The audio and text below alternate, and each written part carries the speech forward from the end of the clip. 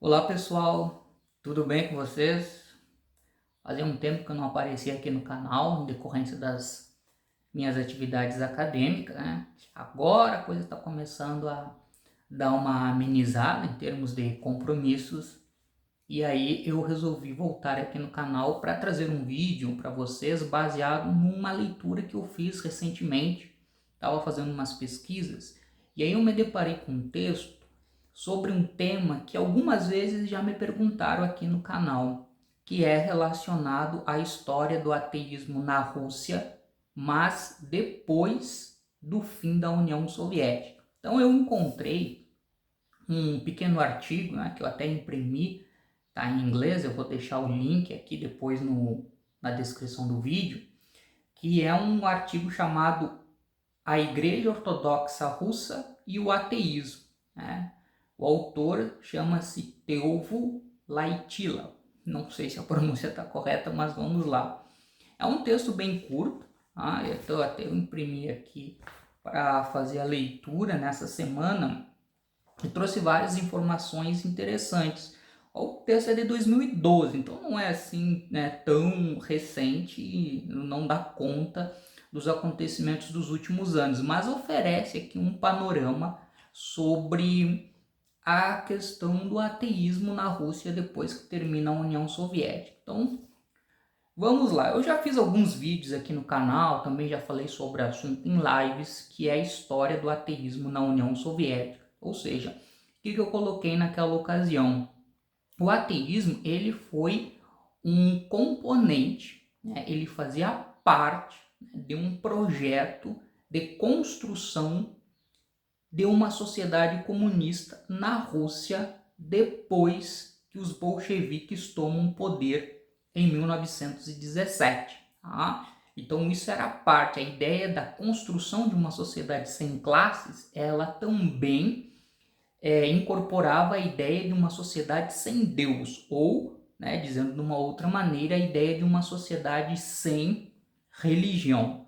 Só que diferentemente do que acontecia lá nos textos Marx, enfim, né, daquelas reflexões que ele levanta, que a religião era um elemento presente numa sociedade na qual existia a dominação de classes, essa questão da desigualdade. Então, a religião entrava como um elemento importante para dar legitimidade à exploração de uns grupos sobre outros, e ele partia do entendimento de que o fim desta realidade de desigualdade e de opressão levaria ao fim da religião. A religião ela não se faria mais necessária. Então ela, digamos assim, que naturalmente iria desaparecer. O que a experiência soviética traz é a ideia de que é preciso tomar medidas para que esse processo seja acelerado.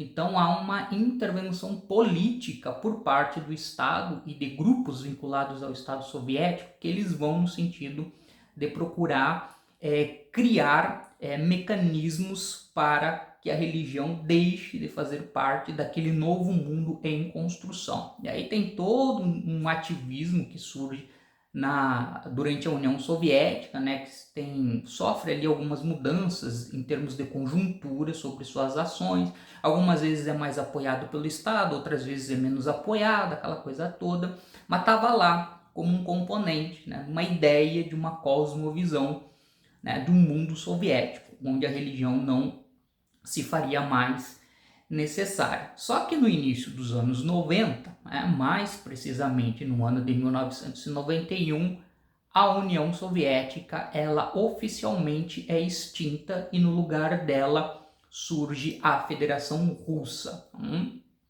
Então, mais precisamente, no dia 25 de dezembro de 1991, a União Soviética ela deixa de existir. Aí veja só, né? Tem um dado aqui até que eu gostaria de ler para vocês do texto que diz o seguinte: no ano de 1990, apenas 24% da população russa se identificava como ortodoxa, que aqui está se referindo ao cristianismo representado institucionalmente pela Igreja Ortodoxa, que é a principal igreja cristã na Rússia e era a principal religião durante o período czarista. E na verdade continuou sendo, mesmo durante o período soviético, mas diminuiu o percentual da população que se identificava com a Igreja Ortodoxa ou com a religião cristã ortodoxa. Então, em 1990, ou seja, um ano antes da União Soviética ser oficialmente extinta, 24% dos russos se identificavam como ortodoxos. E no ano de 2008, 73% da população russa se identificava como ortodoxa, como cristã ortodoxa. Então vejam que há uma brutal mudança no processo de autoidentificação e que manifesta, é um indício do crescimento e do fortalecimento da crença religiosa, da religiosidade e também da atuação da Igreja Ortodoxa nesta sociedade pós-soviética. Tá? E no caso, o que o texto chama atenção é que a atuação que a Igreja Ortodoxa passa a exercer na Rússia pós-soviética é uma atuação que ela vem no sentido de tentar pensar que a reconstrução ou a reconexão com o passado russo imperial, a época do czarismo. E aqui nós temos acoplado a isso a ideia da construção da Grande Rússia. E esta Grande Rússia é a Rússia cristã ortodoxa. E aí as referências dessa Rússia estão no passado czarista. Então, ou seja, o período soviético é visto aqui como um interregno e, na verdade, como um erro. Tá? Então, uma coisa que deve ser desconsiderada. Então, nós temos isso. Bom, e a questão do ateísmo? Tá? Então, o que o texto coloca? O texto coloca que, enfim, quando termina a União Soviética, aqueles grupos ateístas, eles ficam sem referências de atuação. Então, há uma desarticulação dos grupos que ainda existiam até a década de 1980. Né? A historiadora Victoria Smoke, ela escreveu um livro sobre a história do ateísmo na União Soviética, ela fala sobre os órfãos da utopia. Na verdade, ainda durante, isso aqui é importante dizer, ainda durante o governo Gorbachev, que assume o poder na União Soviética em 1975, há uma reaproximação do Estado soviético com a Igreja Ortodoxa. E o ativismo ateísta é escanteado pelo Estado soviético, pelo governo Gorbachev. Então, quando termina a União Soviética, em 1991, o contato, essa relação entre União Soviética e o ativismo ateísta, ela já tinha sido deixada de lado. E o governo Gorbachev já tinha começado um processo de reaproximação com a Igreja Ortodoxa. Bom, no ano de 1999 foi criado na Rússia a União Ateísta Russa. Então, digamos assim, é uma organização composta e que representa e que defende a questão do ateísmo nesta Rússia pós-soviética. Só que, diferentemente do ateísmo defendido na época da União Soviética, este ateísmo, representado agora pela União Ateísta Russa, não tem como referência o marxismo, o comunismo, qualquer coisa nesse sentido. As referências centrais da atuação desta organização e deste ativismo ateísta na Rússia se dá com base nas ciências naturais e se dá com base ali nos autores que são muito conhecidos aqui entre nós, o Richard Dawkins, o Sam Harris, o Hitchens, toda aquela turma que ali no início dos anos 2000 foi muito importante para dar uma visibilidade para a questão do ativismo ateísta e que acabou influenciando o ativismo em vários outros lugares, até mesmo no Brasil, e também aqui o texto coloca também na Rússia pós-soviética. Então, nós temos essa característica. Então, nós temos um ativismo ateísta russo hoje que não é baseado em referências marxistas, e não faz uma conexão com o passado soviético, mas é influenciado por essas questões levantadas aí por esses divulgadores científicos vinculados à área das ciências naturais e que fazem esse ativismo de confronto com a questão da influência da religião e da igreja na sociedade. Tá? Então isso aqui é um dado importante. Uma outra coisa, por exemplo, que ilustra, que o texto mostra, é que no ano de 2007, um grupo de cientistas russos escreveu uma carta, inclusive um deles ganhou um prêmio Nobel de Física. Esse grupo de cientistas escreveu uma carta endereçada ao Vladimir Putin, manifestando preocupações com o aumento do clericalismo na sociedade russa. E o que nós temos agora? Né? Nós temos, diante disso, uma atuação e uma presença muito importante e muito forte da Igreja Ortodoxa na sociedade russa e no diálogo direto com o governo russo.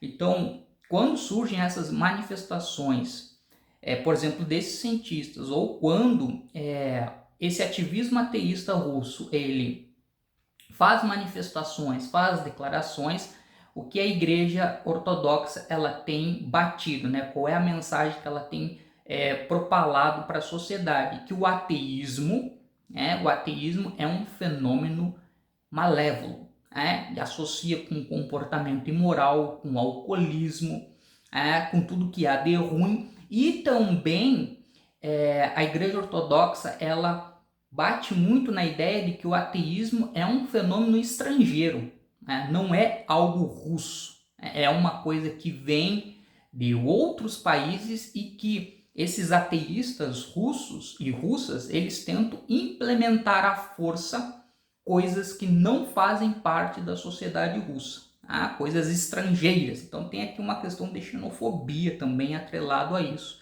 podemos dizer. Outras coisas que a Igreja Ortodoxa ela vem defendendo diante dessa presença, desse ativismo ateísta, é a ideia de, por exemplo, a defesa do criacionismo nas escolas públicas, a crítica ao que eles consideram o monopólio do darwinismo para explicar as questões relacionadas à origem da vida. Então eles criticam muito, defendem a presença da religião nas escolas, tá? E o patriarca Cirilo I, que é o chefe da Igreja Ortodoxa, seria equivalente ao Papa da Igreja Católica, em 2011 ele fez uma declaração dizendo que o acidente nuclear de Chernobyl, lá no final dos anos 80, ainda na época da União Soviética, foi um castigo de Deus ao ateísmo professado pelo comunismo russo e defendido pelo Estado naquele momento. Então Deus castigou a União Soviética